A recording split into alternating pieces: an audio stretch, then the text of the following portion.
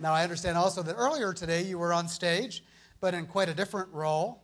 You were the questioner, not the questionee, as part of a YWCA lunch, and your guest was Mavis Leno, wife of Jay Leno, and I heard you managed the entire hour with asking her only 3 questions. Yes, I was worried she was going to answer with one-word answers and that I'd be stuck for an hour. I love when you prepare 25 questions and get to ask 3, right? I think we're going to ask a few more tonight, though, just a couple. Now, with all that you've achieved, including, I didn't even mention, climbing Mount Kilimanjaro a few years ago, or landing a jet on an aircraft carrier, nearly flying to the moon, I was tempted to ask what could possibly still be left on your bucket list. I think I'll ask it anyway. Anything? Oh, I've got so many things I'd like to do. Actually, Craig and I started a tradition about a decade ago where we used to drive to Aspen for Christmas time, and we would review what we had done that year that was really a life experience, something that meant a lot to us. So we made a list of what were the things that year that had been meaningful. And then we would put that aside and say, what are the things we'd like to do sometime? And make that list. And then it is the case with our lives that if it doesn't get on the calendar, it doesn't happen. So we would make a list of the kinds of things we'd like to do. And there are a lot of those yet to be done. And climbing Kilimanjaro was on that list at one point. That's been ticked off. We got most of the way up Mount Fuji, but for a storm would have captured that. But there are so many things, places to see. This is a wonderful world, and the privilege of having the flexibility that we have as Americans to get around this globe and see what is happening there, and to learn from travel. I think that travel is one of the very best ways to learn. And I am a great fan of America, and I think we do a lot of things right, but we still learn a lot by seeing other cultures and learning from other places. So a lot of travel would still be on my list, and a lot of reading that I'd still like to get to, and I'd like to, a big thing I would like to do is spend more time with friends. That's great stuff. You know, a lot of us are good at climbing mountains, but they would be carrying us down, so it's good to see that you're done that way. Let's talk a little bit about more specific in your career. You're coming up now with a term at Thunderbird, where you're going to be the interim president. When that's over, in terms of a career achievement, is there anything left for you there that's on your list?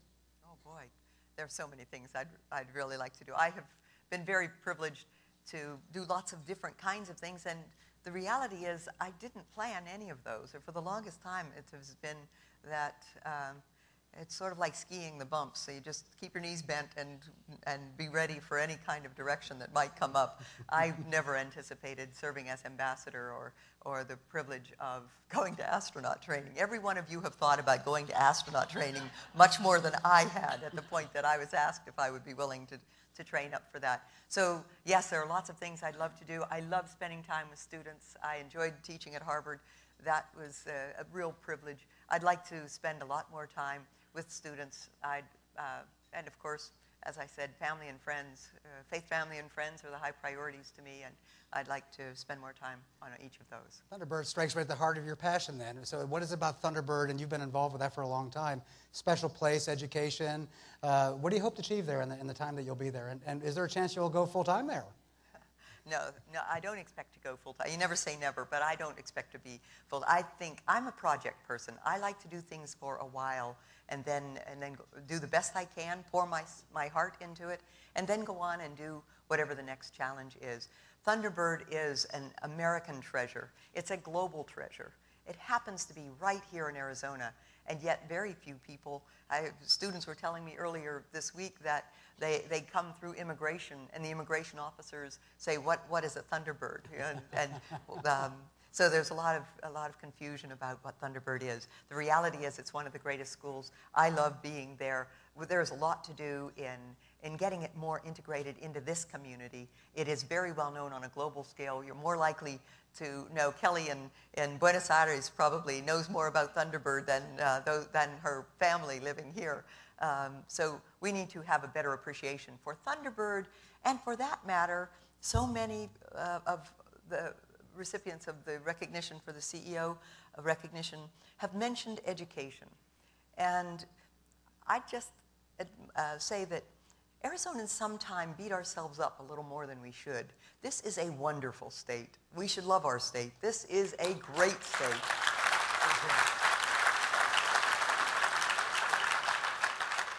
And beyond that, we have great education here.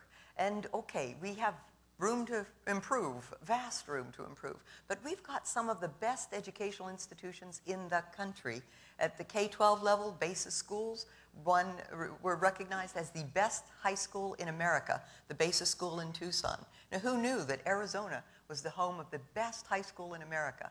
The Honors College at ASU. ASU as a whole is a fabulous place. Thunderbird, I'm a little biased maybe, but Thunderbird is the best in the world, rated by every publication that does ratings on international management. We have some of the best educational institutions in the world, and we maybe sometimes sell ourselves short and don't celebrate those things that are great about our state. I'm so thrilled to hear that. And Pearl, you have reason to be even more faithful now as you expect more on to your mission, that there's lots of faith in the world, and good points. We have treasures here that we forget about. Let's talk a little bit about leadership. And you've been a leader for all of your life, basically. You've had leadership positions in so many different roles and the variety, whether it's private, public sectors, large or small organizations, a variety of sectors. What's the hardest decision that you ever had to make in any of those roles, and what did you learn from it and apply to your future leadership opportunities? Well, hardest decisions always involve people. So the hard decision is one where someone is going to be affected. And so, of course, having to dismiss somebody or having to confess that someone in whom you vested trust, it doesn't work. And so I suspect, like everyone else, there are great people in bad situations, and recognizing that it doesn't fit, and figuring a way of making a change that is not disheartening and devastating to the value in the person.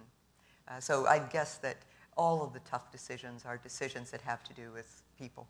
Do you find when you make a tough move like that, though, the person, whoever that person may be, ends up sort of better off down the road? Does it usually work out that way? Have you found that in your life? Yeah, I think that there was, I grew up, my childhood was outside of Pittsburgh, and when Pittsburgh steel hit the skids, they found that the outcome for the people who had been laid off was about a third. About 1/3 of them got a better job. They left and they got a job that was better than what they had had. It was sort of the kick in the pants that they needed to go do something more that they were capable of, but they were comfortable and held back by the comfort and the passivity that a solid, reliable job, seemingly reliable job, had for them. A third went out and got a job that was something at a par with or less than what they had done before, and 1/3 never worked again. And so often it will be that people, when they leave a job, will go on to something even better. But there's also the possibility that it could be an equal level job, or it may, for many, it might be the very end of their employment, and try to minimize that, because the value of each person to be contributing in some way is really one of the great things. What should the economy choose to do? The best economic outcome for a community or a state or a country or for the economy of the globe is to have policies that inspire people to do things that are productive. And so even when something doesn't fit, you should still be looking for ways to have that be productive. So you're obviously a risk taker in all that you've done before in business, personal, and just lifestyle with things you've taken on and succeeded with. Tell me about a time when you took on a risk and it didn't work. A time of a risk? A time when you took on a risk, whatever it might be, and it didn't turn out too well. Well, you mentioned running for governor. Maybe it did turn out better. Not for us. Yeah, well, sometimes you take on a risk, and I don't take on things to not be successful at them, but sometimes it's important to take a risk even if it's a long shot, because of a statement that you make. And at that time, our governor was facing indictments, and it was a challenging time for Arizona. And the heartbreak for me was it was a challenging time where Arizona's ethics were being questioned.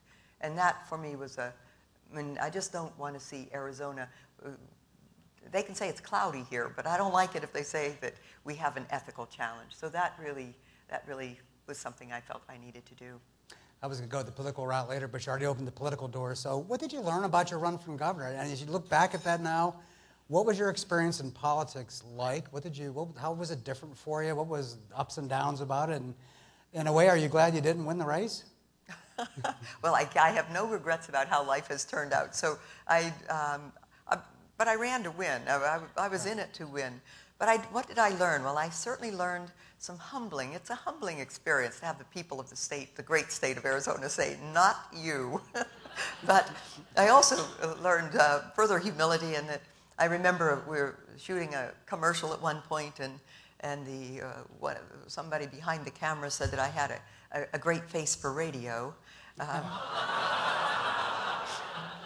Another time we were horseback riding in Montana, and we just barely made the flight. I didn't have time to change. I got off the horse, hopped in the car, we dashed to the airport, got on the plane, and on that flight, the connecting flight, I was in the window seat, and the guy in the middle seat, I was in the middle seat. The guy in the window seat was looking out the window the whole time. I was figuring it was probably because I smelled a little of that horse that I had been riding.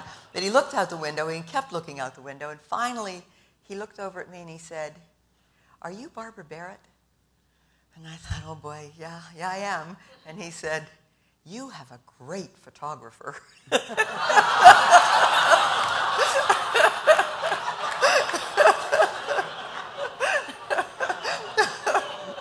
But now that's not, I also had a colleague in Washington who, in the humility, I've also had a friend who I was driving with one time, and she was quite impressed with what she had achieved, and the beginning was the worst part. She looked at me as she was driving through Washington, and she said, "Now, you wouldn't have had this problem," she said.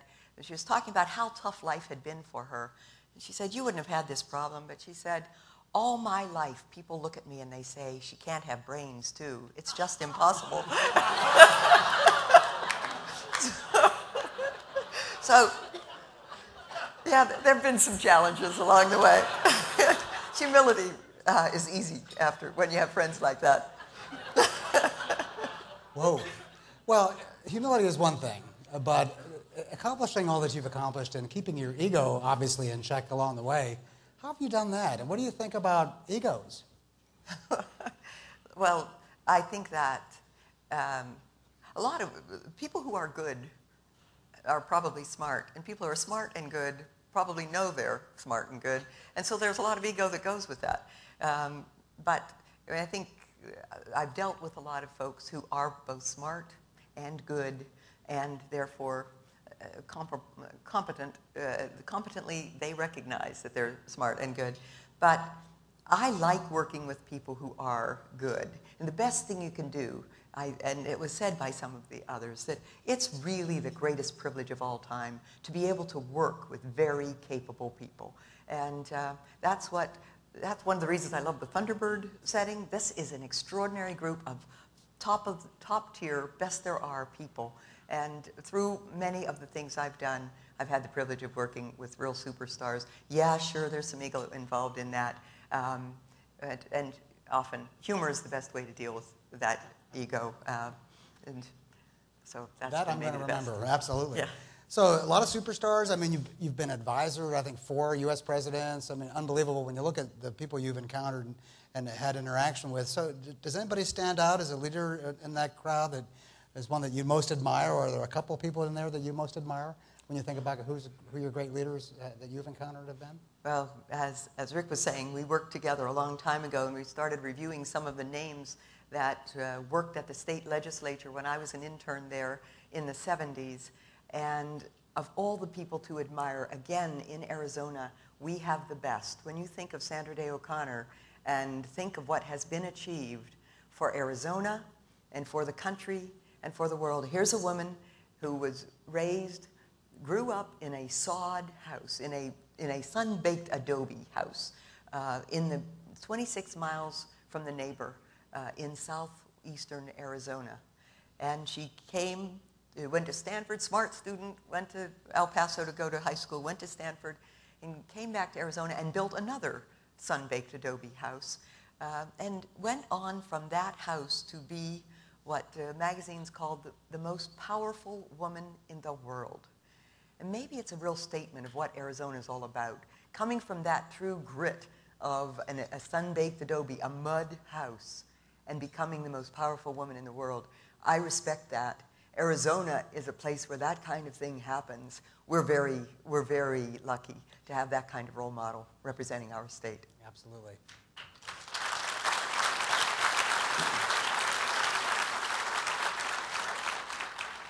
How has your view of leadership changed and evolved over the years on the path you've been on?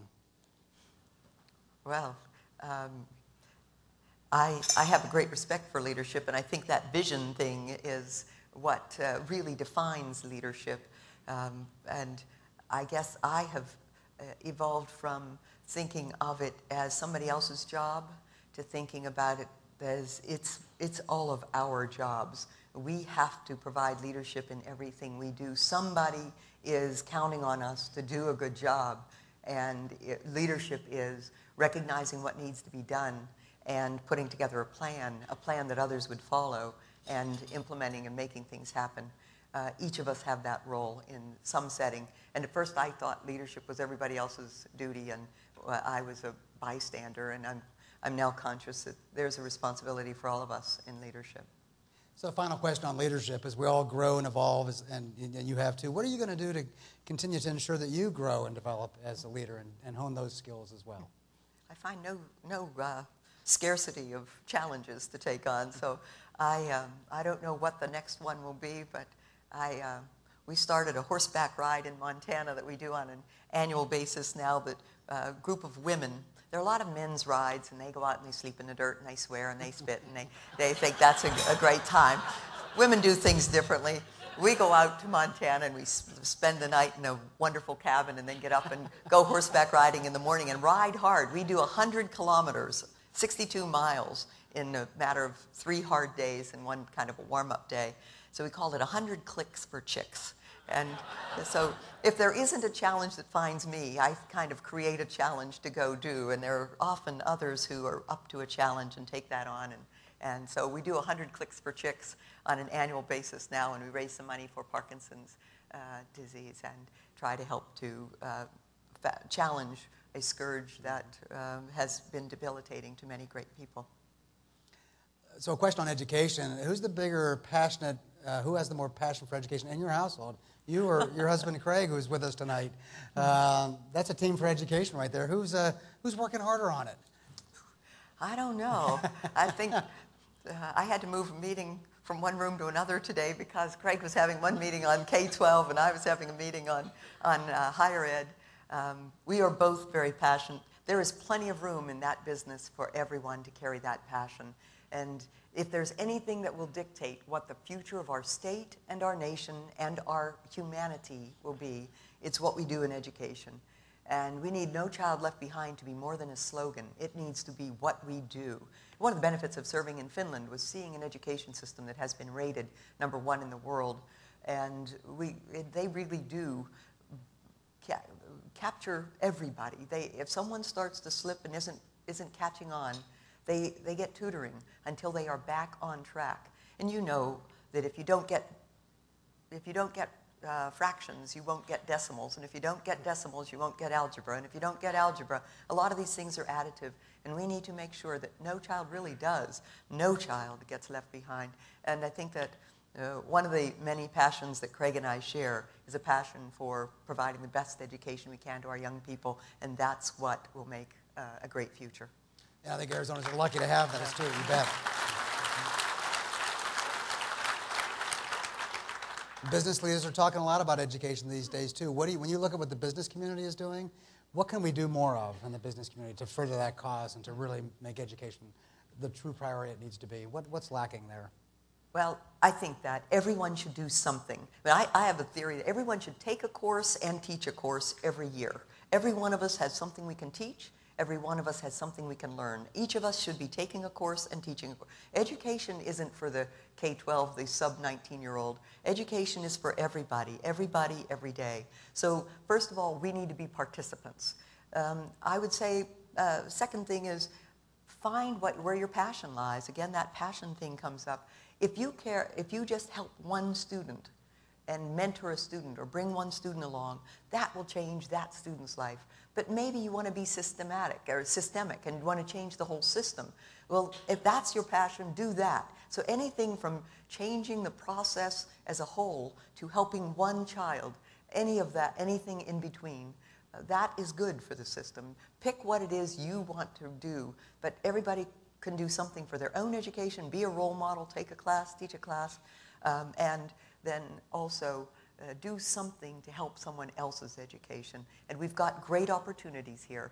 If you want to take on a big challenge, we've got schools that really need big challenges. Scholarships, scholarships at the K-12 level, there now is that opportunity, and scholarships at the university level and at the graduate school level. When you think about how enriched we are to have great schools like Arizona State and still AT Still, and of course I'm a little biased toward Thunderbird these days and have been for a long time, but we have Embry-Riddle Aeronautical University and Grand Canyon College and the Western, there are great universities here. Get involved and make good things happen, and don't forget the opportunity to help an individual to do better in education. Great advice. You travel the world. You've been traveling the world for a long time. What are people saying about Arizona? What's Arizona's image now outside Arizona? Is it changing, evolving? What are you hearing outside Arizona about Arizona now? Well, it's like, don't talk about me anymore. Let's talk about what you think about me. I think that in this case, Arizona, we beat ourselves up more than the rest of the world does. And there will be pockets where there's animosity toward Arizona because of a particular topic, but we focus on that a lot more than what the outside world does.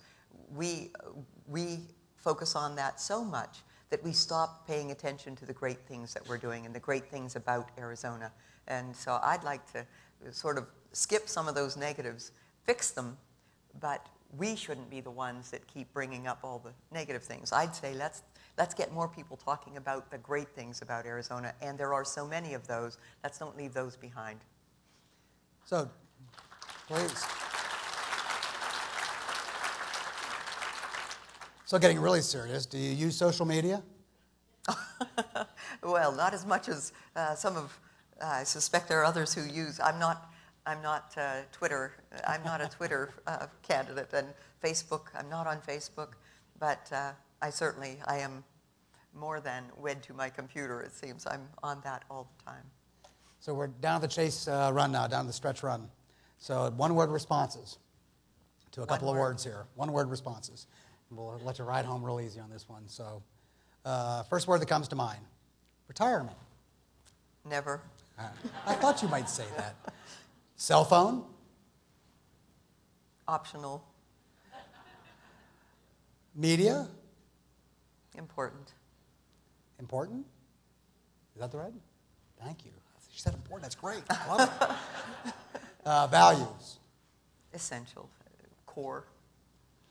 And then you can say some more words here for your final question. And that's just final advice that you've learned that you think Arizonans can benefit from as we look toward the future. I think it was said earlier on this one, too, I won't be the originator of a lot of great new things, but I think go for it is great advice. And if you do something, even if it's wrong, you're better off than contemplating and thinking, looking for perfect. The perfect shouldn't be the enemy of the good. Go do something. Do something that makes a difference. The world depends upon it. Fantastic. Ladies and gentlemen, it's been a pleasure. BarbaraBarrett.